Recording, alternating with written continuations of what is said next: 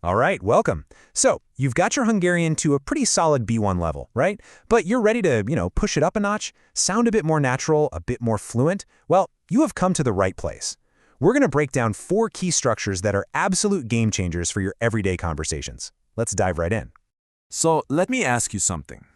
You can probably say I talk to him and he talks to me, right? But how do you say we talk to each other? You know, that simple, natural way of expressing something mutual? Well, that's exactly what we're going to tackle. How does Hungarian handle these kinds of actions? And here's the answer. It all comes down to one amazing little word, egymas. Just look at this example. Bence is Robi bemutatkoznak egymásnak. In that one sentence, you've got the whole story. Bence introduces himself to Robi, and Robi introduces himself to Bence. It's so efficient, right? Super simple, and that's the kind of thing we're going to get down today. And hey, that's just our warm-up. Here's a quick look at our roadmap for today. We're starting with relationships and bonds, so that egymás word, and also how to talk about what's yours and mine.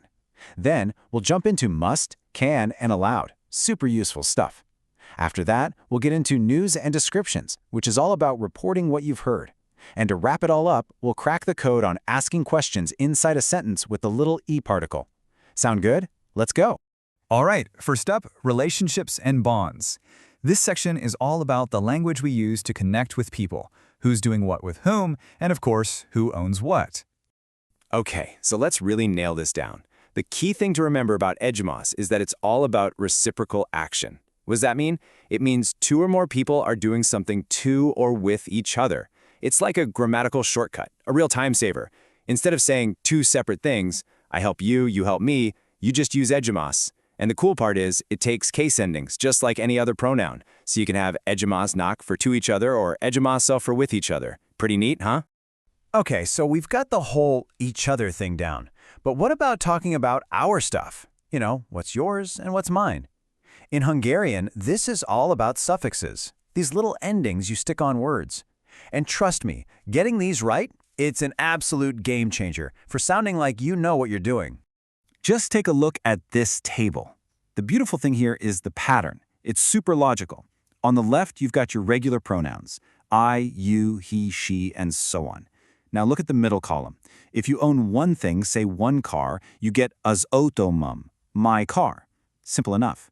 But what if you've got a whole fleet? Then you look at the column on the right, az autoim, my cars. See that?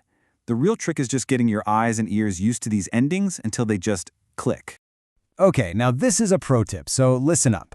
Most of the time, you don't even need to say ein for I. Just saying ez az autom is perfectly fine. Everyone knows it's your car. But imagine someone mistakes your car for theirs in the parking lot. That's when you whip out the pronoun for emphasis. You'd say ez az ein autom. It's like pointing at your chest and saying, this is my car, not yours. It's such a small tweak, but wow, it totally changes the punch of the sentence. All right, let's switch gears. Section 2 is all about 3 super powerful words, kell, lehet, and szabad. Basically, must, can, and allowed. This is the grammar you need for, real life, talking about what you have to do, what you're allowed to do, and what's possible. So first, let's talk about general rules. Things that just have to be done by someone. But we're not saying who. Look at this. Beszélni kell a magyar tanárral. It sort of means speaking with the Hungarian teacher is a must. We're not pointing fingers at anyone in particular. It's just a general obligation that's out there in the world. But now, watch this. This is where the magic happens. We take that infinitive, beszélni, and we tweak it just a little bit to beszélnem. See that little ma on the end?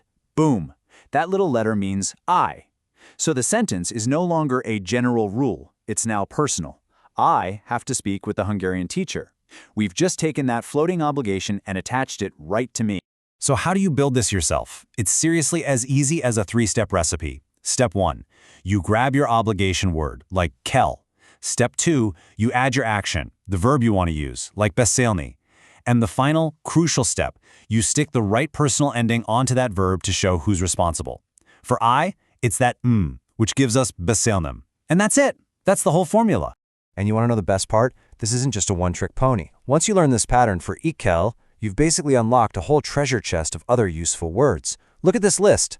Lehet for possible, szabad for allowed, fontos for important. They all work the exact same way, so you can say something like, Fontos beszélnem vele, it's important for me to speak with him.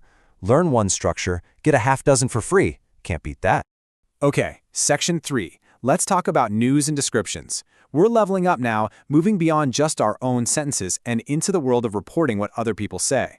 And let me tell you, this is a massive step towards sounding truly fluent. Okay, just picture this. You're eavesdropping a little. It's okay, it's for language learning.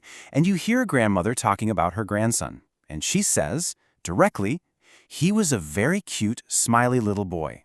So, you want to go tell your friend what you heard. How do you do it in Hungarian? It's surprisingly simple. You start with a little intro phrase, like a nagymamája azt mesélte hogy, which just means his grandmother told that. And then you do nothing. You literally just repeat what she said word for word. Notice how volt, which means was, stays volt. This is a huge deal, and is where Hungarian gets really interesting. So here is the golden rule, the one thing you have to remember. And for any English speakers out there, this is going to feel weird at first. In Hungarian, when you report what someone said, you do not change the verb tense. Ever. There's no back-shifting like we have in English. If they said it in the past, you say it in the past. If they said it in the present, you say it in the present. Honestly, it's way, way simpler once you get used to it. No more headaches about tense changes. Okay, let's clear something up that trips up a lot of learners. When you're describing things with a which or that, you've got a few choices. Think of it like this. Ami is your everyday, casual, spoken choice. It's your go-to. Amile is a bit more buttoned up, a little more formal. It's what you'll find in books or news articles. And then there's amulik. You use that one when you're pointing something out from a specific group, like the one which. Getting this little detail right will make you sound so much more polished. And here we are, our final topic. And it's a really cool one. We're going to master the tiny but mighty question particle, e. This little suffix is an absolute powerhouse. It lets you tuck a yes or no question right inside another sentence. Let's break down how this little bit of magic works. Okay, let's see it in action. On the left, you've got a straightforward question. Tetszett az előadás. Simple enough. Did you like the performance?